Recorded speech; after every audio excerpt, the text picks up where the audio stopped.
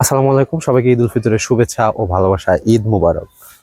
ঈদ কি শুধু নতুন পোশাক, সুস্বাদু খাবার আর আনন্দ উল্লাস, নাকি এর গভীরে রয়েছে আত্মশুদ্ধি, সংযম আর ভালোবাসার এক মহান শিক্ষা? সুফি দর্শন বলে প্রকৃত ঈদ তো তারই জন্য যে নিজের আত্মাকে পরিশুদ্ধ করে, হৃদয়কে নম্র করে এবং মানুষকে মানুষের কাছে নিয়ে যায়। ঈদ মূলত আত্মশুদ্ধির একটা দিন। পুরো রমজান মাস জুড়ে আমরা আত্মশুদ্ধির মাধ্যমে নিজেদের ইচ্ছাকে নিয়ন্ত্রণ করা শিখি। আর রোজা আমাদেরকে শেখায় ধৈর্য ধারণ করা, কষ্ট সহ্য করা এবং মানুষের দুঃখ কষ্ট ভাগ করে নেওয়া। আর ঈদ সেই আত্মশুদ্ধিরই একটা পুরস্কার। আজকের দিনে কেবল আমাদের নিজেদের জন্য নয়, আমাদের উচিত অন্যদের জন্য আনন্দ ছড়িয়ে দেওয়া। রাসূলুল্লাহ সাল্লাল্লাহু আলাইহি ওয়াসাল্লাম বলেছেন, এতিমদের মাথায় হাত রাখো, অভাবীদের দান করো এবং নিজেদের হৃদয়কে নম্র করো।